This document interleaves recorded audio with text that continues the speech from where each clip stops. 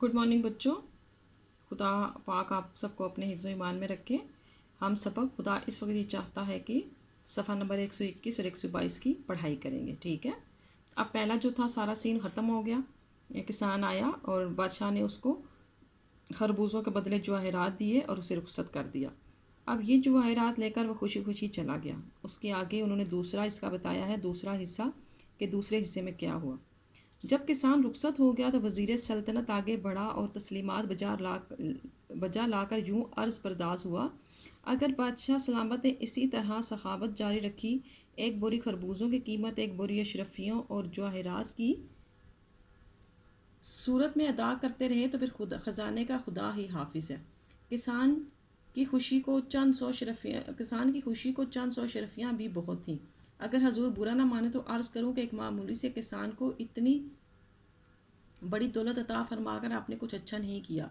ये खानाजाद सल्तनत का खैर ख्वाह है, जहाँ कमज़ोरी देखेगा, जहाँ पना को इससे आगाह करना अपना फ़र्ज समझेगा। आगे हजूर खुद रोशन ज़मीर हैं, बुरा भला खूब जानते हैं। वज़ीर की बातें सुनकर बादशाह उससे यूँ मुखातिब हुआ, तुम हमारे वज़ीर हो और बातदबीर हो, हमें जो करना था हमने किया, अब तुम जाकर दानिशमंदी को काम में लाते हुए वो सब कुछ वापस ले आओ जो हमने किसान को दिया। वज़ीर घोड़े पर सवार हुआ और उसे सरपट दौड़ाकर आनन फानन किसान को रास्ते में जा लिया और तहकुमाना अंदाज में कहा, ठहरो ठहरो। किसान रुक गया और बोला, क्या है कि बच्चे, मन भर खरबूजे देकर इतनी सारी दौलत लिए जा रहे हो, ये नहीं हो सकता। वज़ीर ने कहा, क्यों नहीं हो सकता? यह दौलत मुझे तुमने नहीं दी, बादशाह ने दी है। किसान ने अपने ख़ास लहजे में जवाब दिया, तुम्हें मालूम नहीं होना चाहिए कि मैं वज़ीर सल्तनत हूँ। ये दौलत तुम चंद शराइत के साथ ले जा सकते हो। वज़ीर बोला, अगरचे मेरे लिए जानना ज़रूरी नहीं कि तुम कौन हो, और ये भी ज़रूरी नहीं कि मैं तुमसे इस सिलसिले में बात करूँ। ये मेरा और बादशाह का मामला है। बहरहाल शर्तें बताओ। पहले मेरे 3 सवालों का जवाब दो। वज़ीर ने कहा, बिस्मिल्लाह। तो तुम्हारा पहला सवाल क्या है? किसान ने पूछा। मेरा पहला सवाल यह है कि आसमान पर कितने तारे हैं? वज़ीर ने कहा। किसान ने गधे की पीठ पर हाथ मारा और कहा, जितने इस पर बाल हैं। इसका कोई सबूत? वज़ीर ने पूछा। दोनों को गिन लो, अगर एक भी कम पड़े तो मैं कसूरवार हूँ। किसान बोला। वज़ीर ने लाजवाब होकर दूसरा सवाल किया, बताओ ज़मीन की नाफ कहाँ है? किसान के पास एक छोटी सी बर्छी थी जिसे वो लाठी के तौर पर इस्तेमाल किया करता था। उसने वो बर्छी ज़मीन पर गाड़ कर कहा, ये रही ज़मीन की नाफ। चारों तरफ से ज़मीन को माप लो, अंगश्त भर भी कम निकले तो मैं कसूरवार हूँ। इसका भी वज़ीर के पास कोई जवाब ना था। जब किसान चला गया सारा ख़जाना लेकर, तो वज़ीर जो था, बादशाह का वज़ीर, वो उसने सलाम किया और उसने अर्ज़ की बादशाह के पास जाकर कि आपने ऐसे ही अपना दिल इतना खुला रखा और खरबूजे के बदले इतनी बोरियां भरकर आप देते रहे तो ख़जाना तो खाली हो जाएगा। और आप ख़ुद समझदार हैं, नेक इंसान हैं, तो आप अच्छा बुरा जानते हैं।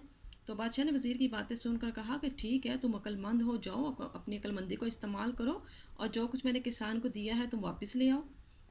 वज़ीर जल्दी से अपने घोड़े पर बैठा और किसान को जाकर रोक लिया और उससे कहा कि तुम इतने खरबूजों के बदले इतनी दौलत लेकर नहीं जा सकते। तो किसान ने कहा, ये दौलत मुझे तुमने नहीं दी, बल्कि ये दौलत तो मुझे बादशाह ने दी है, मैं जानूँ और बादशाह जाने। वज़ीर ने कहा, नहीं, तुम मेरे 3 सवालों के जवाब दोगे तो ये दौलत तुम लेके जा सकते हो। किसान ने कहा, चलो ठीक है, तुम मुझसे सवाल करो, मैं तुम्हें सवालों का जवाब देता हूँ। बिस्मिल्लाह, तुम अल्लाह के नाम से शुरू करो। किसान ने उससे पहला सवाल पूछा कि आसमान पर कितने तारे हैं? किसान ने कहा, तुम मेरे गधे के बाल गिन लो, तुम्हें पता लग जाएगा। उसने दूसरा सवाल पूछा कि ज़मीन की नाफ कहाँ है, कि ज़मीन का मरकज़ कहाँ है।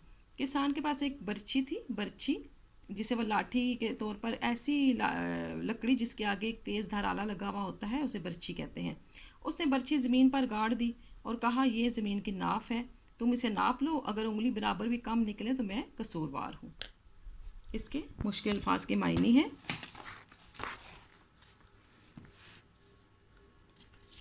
तस्लीमात, सलाम, अर्ज़ परदाज, आजिज़ी के साथ बात करना, रोशन ज़मीर, नेक, बातदबीर, अक्लमंद, बिस्मिल्लाह, अल्लाह के नाम से शुरू, कसूरवार, गलती करने वाला, अंगश्त भर, उंगली बराबर।